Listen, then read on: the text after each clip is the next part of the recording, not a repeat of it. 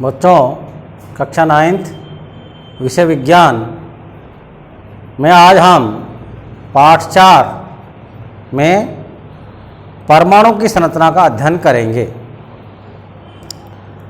सबसे पहले मैं आपको बताऊं कि परमाणु क्या होता है। कोई भी पदार्थ हो, सब छोटे छोटे कणों से मिलकर के बने होते हैं। उन छोटे छोटे कणों को परमाणु कहते हैं। आदिकाल में बताया कि पदार्थ छोटे छोटे अणुओं से बना होता है। आगे चल कर के जब खोज हुई तो बताया गया कि पदार्थ छोटे छोटे परमाणुओं से बना होता है। इसी के विषय में बहुत से वैज्ञानिकों ने परमाणु की खोज की। परमाणु छोटे से छोटा कण है जो आंखों से दिखाई नहीं दे सकता। किसी भी पदार्थ का वह छोटे से छोटा कण जो हमें स्वतंत्र आंखों से दिखाई नहीं देता, उसे परमाणु कहते हैं।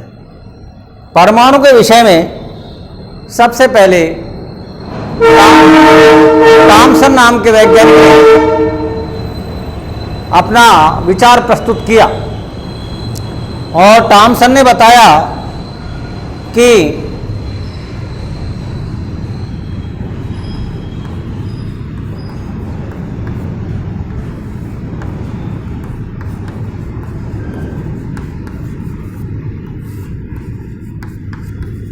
थॉमसन ने बताया कि परमाणु एक गोलाकार संरचना की तरह होता है और उस गोलाकार संरचना में जगह जगह पर इलेक्ट्रॉन लगे हुए होते हैं।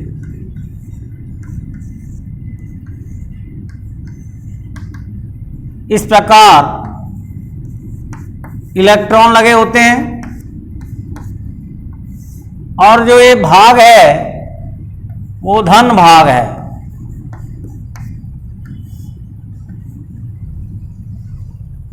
इस धन भाग को,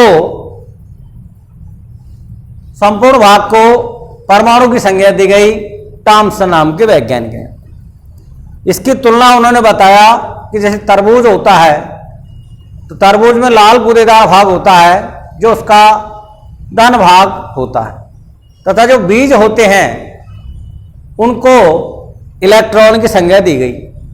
जिस प्रकार से तरबूज में जगह जगह पर बीज लगे होते हैं उन्हें इलेक्ट्रॉन कहा, और जो गूदेदार भाग है उसे थॉमसन वैज्ञानिक ने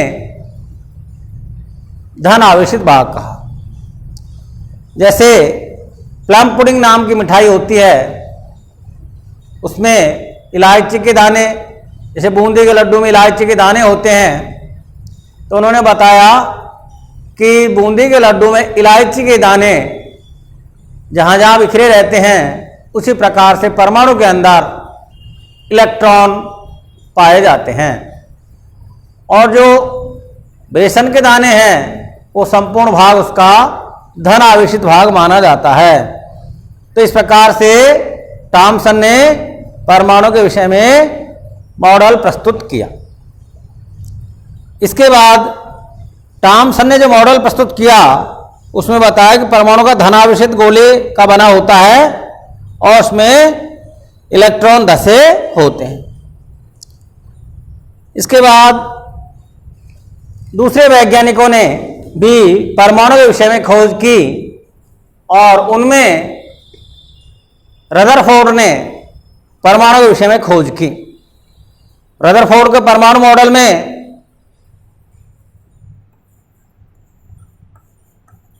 रदरफोर्ड के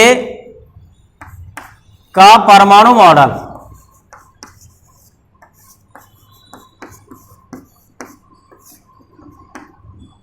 रदरफोर्ड ने सोने की पतली पन्नी पर अल्फा कणों का प्रहार किया और 12,000 अल्फा कण की सोने की पतली पन्नी पर बौछार की, जिसमें अधिकांश अल्फा कण सीधे बाहर निकल गए, लेकिन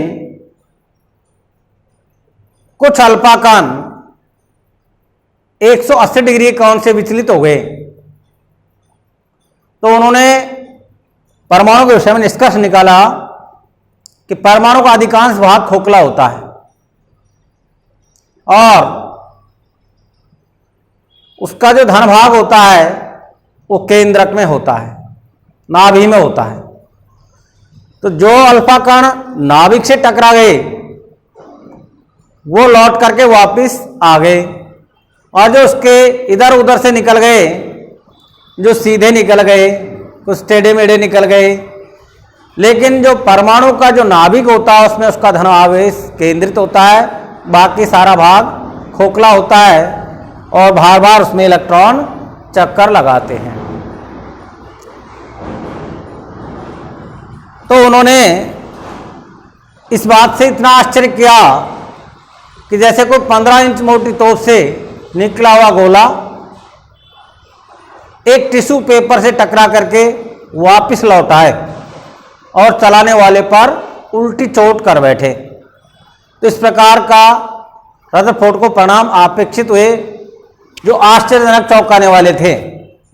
क्यों? क्योंकि कुछ कण ही लौट करके वापस आए, बाकी सारे निकल गए।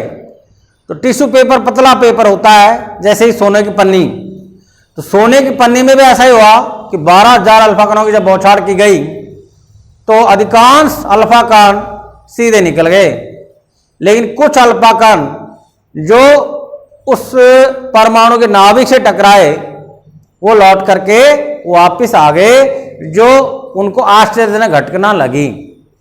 तो इस प्रकार रदरफोर्ड ने परमाणु के मॉडल को प्रस्तुत किया, जिसमें बताया कि परमाणु का भाग जो धनावेश होता है वो केंद्रक में होता है और इलेक्ट्रॉन बार बार चक्कर लगाता है। तो इस प्रकार आपने देखा कि टॉमसन ने परमाणु का मॉडल बताया, उसमें आपको बताया कि परमाणु में सारा भाग होता है जो धनावेशित होता है और इलेक्ट्रॉन उसमें जगह जगह पर लगे रहते हैं, जिसकी तुलना हम प्लम पुडिंग नाम की मिठाई से भी कर सकते हैं। इसमें प्लम नाम के फल पुडिंग नाम की मिठाई में जगह जगह लगे हुए होते हैं। जिस प्रकार तरबूज में लाल गूदेदार भाग होता है जो धनावेशित भाग होता है, और तरबूज के जो वो बीज होते हैं वो उसका इलेक्ट्रॉन भाग होता है, इलेक्ट्रॉन जगह जगह पर लगे रहते हैं। तो टॉमसन ने परमाणु का मॉडल दिया, इसके बाद रदरफोर्ड ने परमाणु का मॉडल दिया।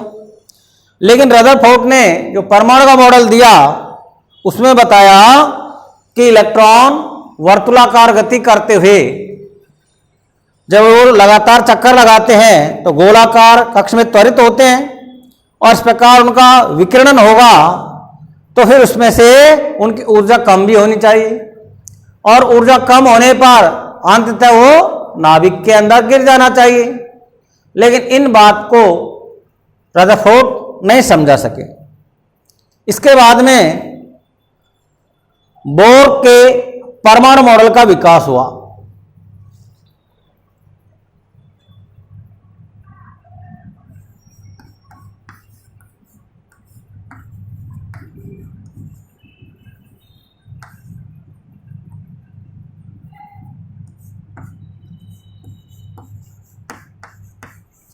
बोर का परमाणु मॉडल।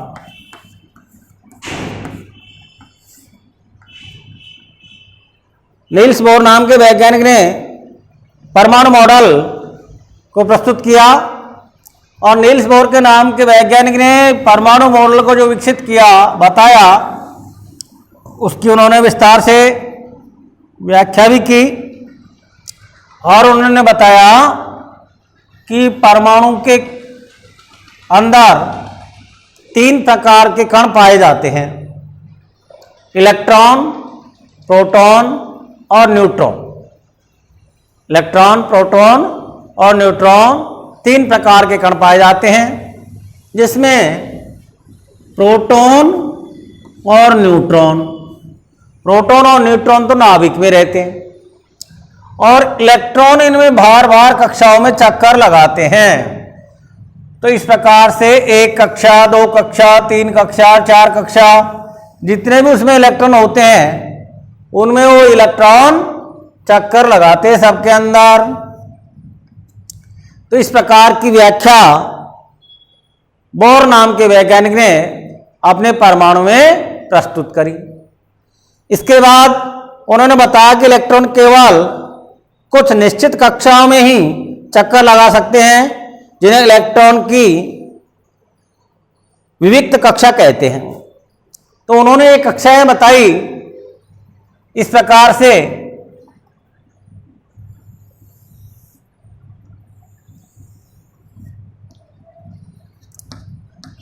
इन कक्षाओं को उसने नाम भी दिया कि भाई ये पहली कक्षा है, ये दूसरी कक्षा है, ये तीसरा कक्षा है। इस प्रकार चौथा, पांचवा और भी कक्ष होते हैं। ये चौथी कक्षा है। इस प्रकार उन्होंने बताया कि ये के कक्षा है, ये एल कक्षा है, ये एम कक्षा है, ये एन कक्षा है। इस प्रकार उनका नामकरण भी किया, जिनको के एल एम एन कक्ष के नाम से जाना जाता है। तो ये उन्होंने कक्ष समझाए।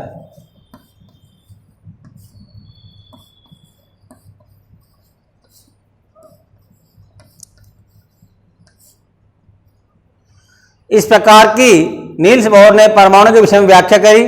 उन्होंने बताया कि इसमें इलेक्ट्रॉन चक्कर लगाते हैं और इलेक्ट्रॉन की कक्षाएं हैं जो निश्चित ऊर्जा की कक्षाएं होती हैं। उन्होंने बताया कि अगर इलेक्ट्रॉन में ऊर्जा ज़्यादा आ जाती है चक्कर लगाते लगाते, तो कोई इलेक्ट्रॉन इस कक्ष में भी आ सकता है, और अगर ऊर्जा कम हो जाती है तो कोई भी इलेक्ट्रॉन गति करते करते ऊर्जा कम हो जाएगी तो अंदर के कक्ष में भी जा सकता है, लेकिन उसके स्तर के हिसाब से जो ऊर्जा होगी जिस कक्ष में वो घूमेगा। इस प्रकार उन्होंने समझाया हमको। इसके बाद उन्होंने बताया कि भाई प्रत्येक कक्षा में भी 4 प्रकार के कक्ष होते हैं। 4 प्रकार के कौन से कक्ष होते हैं? एस, पी, डी और एफ। ये 4 प्रकार के कक्षों की व्यवस्था प्रत्येक कक्ष में होती है, जिसमें एस में 2 इलेक्ट्रॉन आ सकते हैं, पी में 6 इलेक्ट्रॉन आ सकते हैं, डी में 10 इलेक्ट्रॉन आ सकते हैं और एफ में 14 इलेक्ट्रॉन तक के आने की क्षमता होती है, जिन्हें कहते हैं कक्षक। तो प्रत्येक कमरे में इस प्रकार की व्यवस्था होती। इसके बाद में उन्होंने बताया कि प्रत्येक कक्ष में कितने कितने इलेक्ट्रॉन आ सकते हैं। तो उसके लिए उन्होंने हमें सूत्र दिया, और वो सूत्र कौन सा है? 2n square. 2n स्क्वायर सूत्र दिया उन्होंने। अब 2n स्क्वायर सूत्र में यहां n है, यहां n कक्ष की संख्या है, कक्ष की संख्या है। तो हम जिस कक्ष की संख्या भरेंगे उसके अधिकतम इलेक्ट्रॉनों की संख्या हमें प्राप्त हो जाएगी कि भाई किस कमरे में अधिकतम कितने इलेक्ट्रॉन आ सकते हैं। जैसे हम देखते हैं कि जैसे 2n की जगह हमने 1 भर दिया पहले कमरे में, तो हम देखेंगे कि 1 1 में 1 और 1 गुणा 2 2। पहले कमरे की अधिकतम संख्या है 2, अर्थात उसमें 2 इलेक्ट्रॉन आ सकते हैं। इसके बाद दूसरे कमरे में 2 गुणा 2 का स्क्वायर, तो 2 दूने हो गया 4 और 4 दूने 8। इस प्रकार दूसरे कमरे में 8 अधिकतम इलेक्ट्रॉन आ सकते हैं। इसके बाद तीसरे कमरे में देखना चाहें तो 3 का स्क्वायर कर देंगे, तो 3 3 9 और 9 दूने 18। इस प्रकार 18 इलेक्ट्रॉन तीसरे कक्ष में भरे जा सकते हैं। इसी प्रकार चौथे में देखना है तो 2 गुणा 4 का स्क्वायर, तो 4 चौक 16, 16 दूना 32। तो इस प्रकार 32 इलेक्ट्रॉन चौथे कक्ष में आ सकते हैं। तो इस प्रकार 2n स्क्वायर सूत्र के अनुसार उन्होंने बताया कि किस किस कक्ष में कितने कितने इलेक्ट्रॉन आ सकते हैं। प्रत्येक कक्ष की संख्या बताई उन्होंने। पहले कक्ष में 2 इलेक्ट्रॉन आ सकते हैं, दूसरे कक्ष में 8 आ सकते हैं, तीसरे में 18 आ सकते हैं, चौथे में 32 आ सकते हैं, क्योंकि प्रत्येक परमाणु में इलेक्ट्रॉन की संख्या निर्धारित होती है, जिसे हम उसका परमाणु क्रमांक भी कहते हैं। और उन्हीं के आधार पर, इलेक्ट्रॉनों के आधार पर उसकी संयोजकताओं का निर्धारण आपको मैंने बताया था कि जो परमाणु जितने इलेक्ट्रॉन त्यागता है उतनी उसकी संयोजकता धन में होती है, उसे धनमूलक कहते हैं। और जो पदार्थ जितने इलेक्ट्रॉन ग्रहण करता है उसकी संयोजकता उतनी ही ऋण में होती है, उसे ऋणमूलक कहते हैं। तो इस प्रकार की व्यवस्था उन्होंने बताई और इसके आगे भी उन्होंने समझाया, जो हमको आगे उच्च कक्षाओं में अध्ययन करने पर प्राप्त होगा।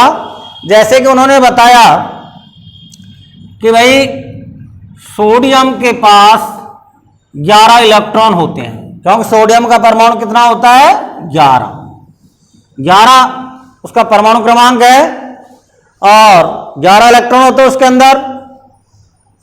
और 11 इलेक्ट्रॉन किस किस कक्ष में कहां कहां रहते हैं, तो आपको बताएं बच्चों कि देखिए, पहले 1s में इलेक्ट्रॉन जाएगा, पहला नंबर का कक्ष खुलेगा, 1s में 2 इलेक्ट्रॉन जाएंगे, जो मैंने आपको बताया कि s की क्षमता 2 इलेक्ट्रॉन की है। तो इस हिसाब से 2 इलेक्ट्रॉन पूरे हो गए। अब दूसरा कक्ष खुलेगा और दूसरे कक्ष में फिर वापस से s में इलेक्ट्रॉन जाएगा और s में भी 2 इलेक्ट्रॉन आएंगे, तो 2s में 2 इलेक्ट्रॉन आ गए। इसके बाद 2s की क्षमता है 8 इलेक्ट्रॉन की, तो 8 इलेक्ट्रॉन का मतलब यह है कि 2 नंबर का p कक्ष खुलेगा और p कक्ष खुलने पर उसमें 6 इलेक्ट्रॉन आ सकते हैं। तो 6 इलेक्ट्रॉन इसमें आएंगे, तो 6 + 2 कितने हो गए 8।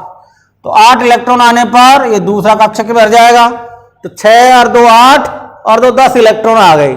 इसके बाद इसका तीसरा कक्ष खुलेगा और तीसरे कक्ष में फिर s में इलेक्ट्रॉन आएगा और s में 1 इलेक्ट्रॉन आएगा। अब 1 इलेक्ट्रॉन इस प्रकार आया, तो आपको बताया कि मैंने s की क्षमता 2 इलेक्ट्रॉन के, तो सबके s के 2 इलेक्ट्रॉन हैं, लेकिन इसमें बचा ही 1 है, इसलिए 1 इलेक्ट्रॉन आया है। p की क्षमता 6 इलेक्ट्रॉन की है। अगर d में आगे बढ़ेंगे परमाणु, इलेक्ट्रॉन बढ़ेंगे तो d में भी आएंगे और f में भी आएंगे। तो इसी प्रकार किसी भी परमाणु के अंदर हम इलेक्ट्रॉन भर सकते हैं। जैसे हम ऑक्सीजन का उदाहरण ले लें, तो ऑक्सीजन का परमाणु क्रमांक कितना होता है 8। अब 8 इलेक्ट्रॉन होते हैं, इसका मतलब ऑक्सीजन के अंदर। अब 8 इलेक्ट्रॉन कैसे कैसे आएंगे, सबसे पहले 1s में इलेक्ट्रॉन आएंगे और 2 इलेक्ट्रॉन आएंगे। इसके पास 2 इलेक्ट्रॉन पूरे हो गए, पहले नंबर के कमरे की क्षमता पूरी हो गई 2 इलेक्ट्रॉन की। इसके बाद 2s 2 नंबर का कमरा खुलेगा, उसमें इलेक्ट्रॉन आएगा और इसमें 2 इलेक्ट्रॉन आएंगे। अब 2 + 2 4 इलेक्ट्रॉन आ गए। अब इसके बाद में इसकी क्षमता 8 की है, इसलिए फिर 2 नंबर का p कक्ष खुलेगा और 2 नंबर के p कक्ष में कितने इलेक्ट्रॉन आएंगे 4, क्योंकि अब 4 इलेक्ट्रॉन बचे इसके पास। O के पास 8 इलेक्ट्रॉन है, तो 2 + 2 4 और 4 8 इलेक्ट्रॉन पूरे हो गए, तो आगे कक्ष खाली रह जाएंगे। तो इस प्रकार बच्चों आपको मैंने आज पाठ नंबर 4 में परमाणु के विषय में अध्ययन करवाया कि परमाणु का मतलब ये होता है पदार्थ का सबसे छोटा कण, जिसको हम आंखों से नहीं देख सकते, उसको परमाणु कहते हैं। परमाणु के विषय में अनेक वैज्ञानिकों ने अपने अपने विचार प्रस्तुत किए, जिसमें सबसे पहले थॉमसन नाम के वैज्ञानिक ने परमाणु का मॉडल प्रस्तुत किया। परमाणु के मॉडल में उसने बताया कि परमाणु के अंदर इलेक्ट्रॉन जगह जगह पर लगे रहते हैं और सारा भाग उसका धनावेशित होता है। जैसे तरबूज का उदाहरण लेते हैं हम, तरबूज में लाल गूदेदार भाग होता है, उसका धन भाग है, और जो बीज है उसके अंदर वो उनको इलेक्ट्रॉन माना। तो इस प्रकार जैसे बूंदी का लड्डू है, उसमें इलायची के दाने होते हैं, तो बूंदी का लड्डू उसका धन भाग है और जो इलायची के दाने जगह जगह लगे होते हैं वो उनको इलेक्ट्रॉन मान करके इस प्रकार का परमाणु मॉडल थॉमसन नाम के वैज्ञानिक ने दिया। इसके बाद इसी समस्या पर रदरफोर्ड ने अपना प्रयोग किया।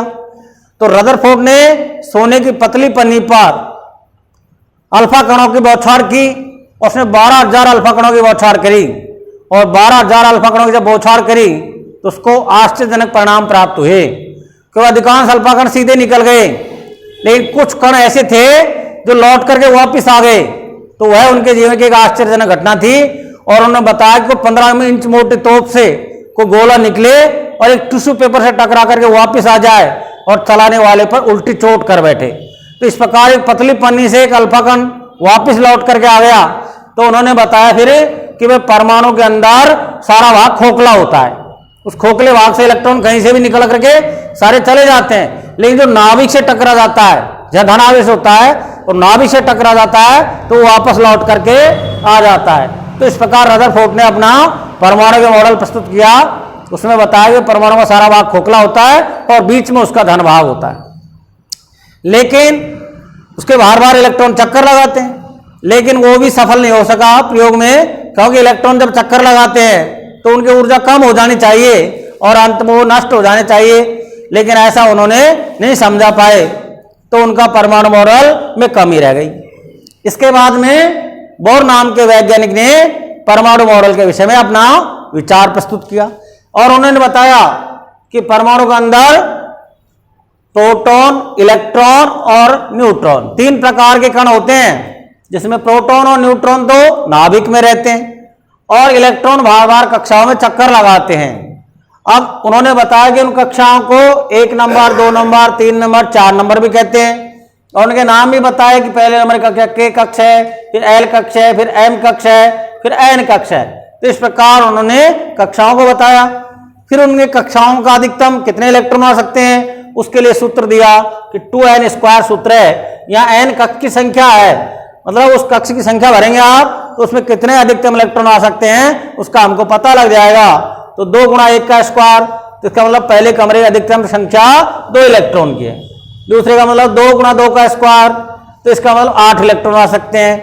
और तीसरे में 2 × 3 का स्क्वायर, इसका मतलब 18 इलेक्ट्रॉन आ सकते हैं। और चौथे में 2 × 4 का स्क्वायर मतलब 32 इलेक्ट्रॉन आ सकते हैं। इस प्रकार सब कमरे की अधिकतम संख्या को उन्होंने बताया। इसके बाद प्रत्येक कक्षा के अंदर 4 प्रकार के इस प्रकार के कक्षक होते हैं जिनको कहा SPDF।